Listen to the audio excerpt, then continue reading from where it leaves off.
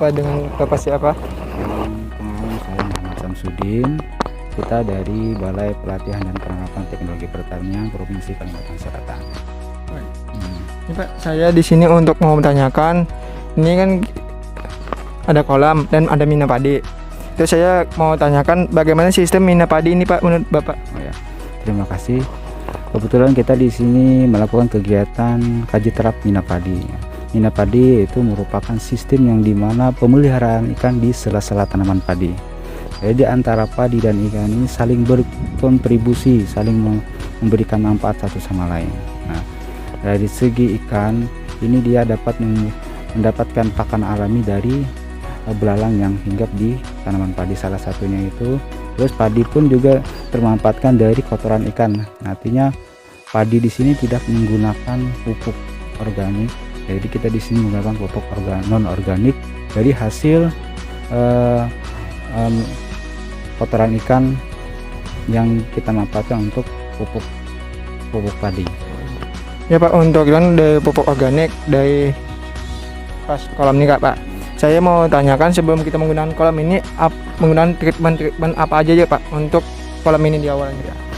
Untuk pertama kita lakukan sebelum penanaman padi, kita lakukan pengolahan tanah dulu.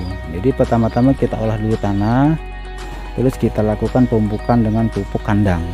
Nah, jadi pupuk kandang kita olah bedengan, kita olah kemalir. Nantinya untuk ini kita bisa lihat di sini.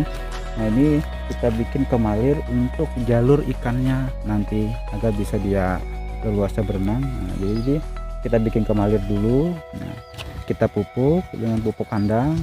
Setelah itu kita biarkan selama 1 minggu.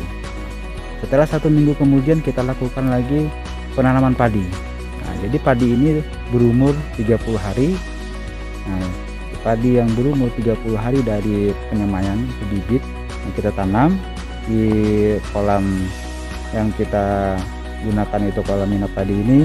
Nah, jadi umur 30 hari kita tanam. Nah, setelah selesai kita tanam sekitar 2 minggu kemudian, nah, ini kita lakukan pemupukan dulu untuk merangsang akar tanaman padi ini. Nah, setelah itu pembukaan ini itu pertama pupuk urea dan pupuk kandang juga. Nah, jadi salah satunya ini kita pupuk kandang yang kita tebar untuk menimbulkan atau untuk menumbuhkan pakan plankton, untuk nantinya ikan yang kita tebar. Nah, jadi setelah 2 minggu kemudian tahap pemupukan selesai, ini kita penebaran bibit ikan.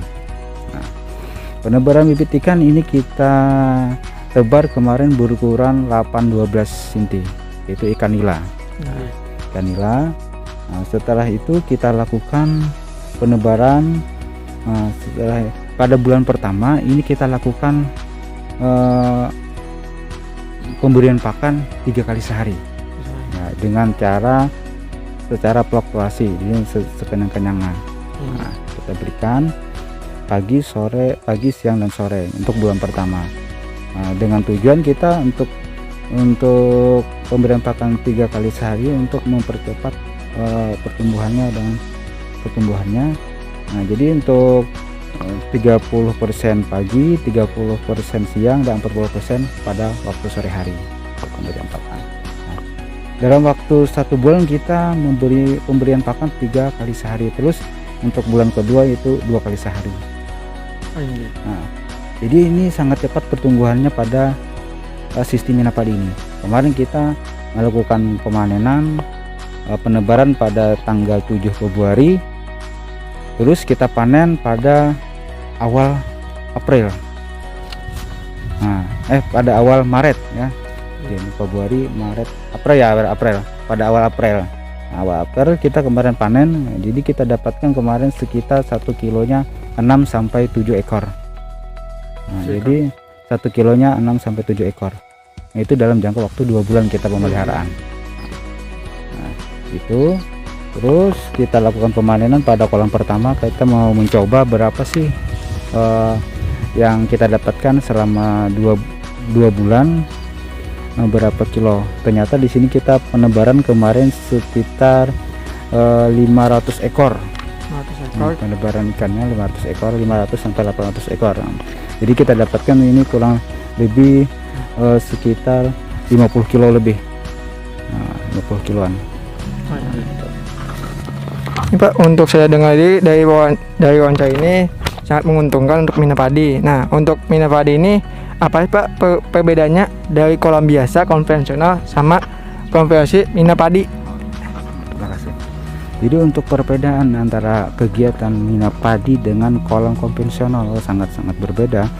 Nah, pertama gitu, lahan yang tidak menggunakan lahan yang sangat luas. Jadi di antara satu kolam ini kita dapat menggunakan dua kegiatan, yaitu kegiatan padi, pemeliharaan penanaman padi, dan pemeliharaan ikan.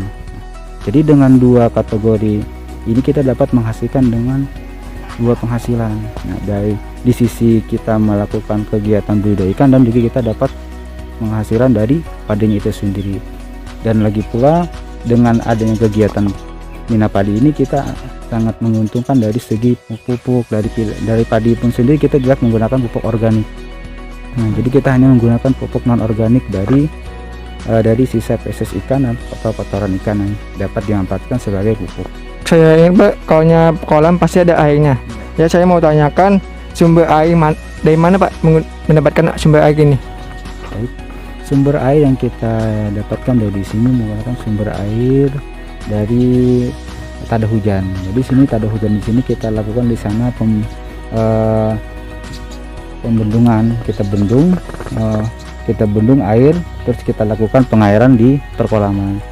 Cuman untuk ketahanan air ini sendiri dapat bertahan 4 sampai 6 bulan saja, pada waktu musim penghujan. Jika datang musim kemarau, ini kita dalam kegiatan budidaya ini terhambat, karena kita hanya mengandalkan dari perairan tada hujan. Ya Pak, untuk yang Pak kita menggunakan air tada hujan. Jadi selama 5 bulan aja. Ya, 5 sampai 6 bulan. Jadi ini untuk pas musim kering ini kolam ini dibiarkan kosong aja atau ada yang dilakukan Pak? Untuk untuk menghadapi musim kemarau kita lakukan hanya sisi penanaman padi. Nah, jadi penanaman padi ini kita lakukan meskipun kondisi airnya tidak maksimal.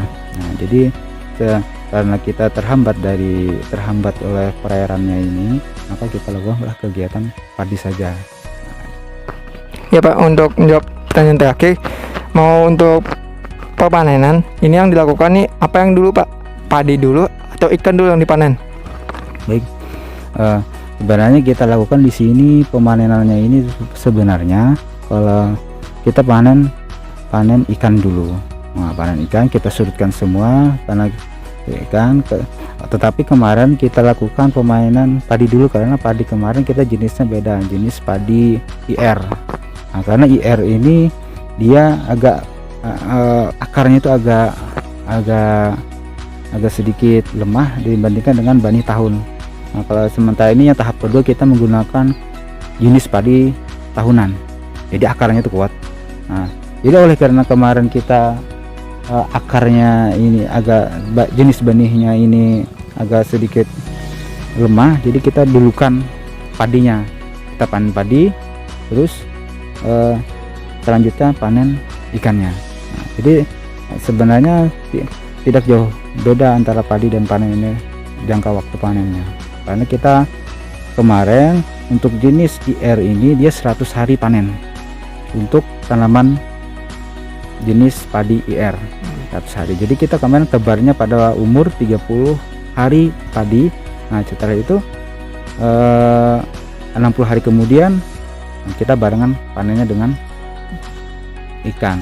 Nah, untuk ini Pak, untuk kan tadi ada cara panen ada dua, padi dulu atau ikan dulu. Yang lebih mudah tuh apa yang dulu Pak? Lebih mudah itu sebenarnya kita kemarin mau padi dulu kita panen. Nah, kita panen karena kita sini menggunakan aret panennya. Jadi aret dulu padinya, terus selanjutnya baru ikan. Untuk memudahkan. Jadi kan dalam pemanenan itu agak mudah, tidak terinjak padinya. Jadinya padinya dulu kita panen, baru ikannya. Nah, itu. Karena kita lihat dulu situasi apabila ikannya ini berdekatan antara padi dan ikan panen, maka kita dulukan aja dulu padi kita panen. Nah, itu. Tapi apabila kita lihat ikannya lebih lama dari padi atau ikan lebih dulu panen dan padinya belum mengurai, nah mungkin tidak masalah antara padi dan ikan yang didulukan. Oh gitu ya Pak, untuk mina padi ini sangat menguntungkan, bisa panen 2 ya Pak. Ya Pak, itu aja yang saya tanyakan. Makasih ya Pak. Ya,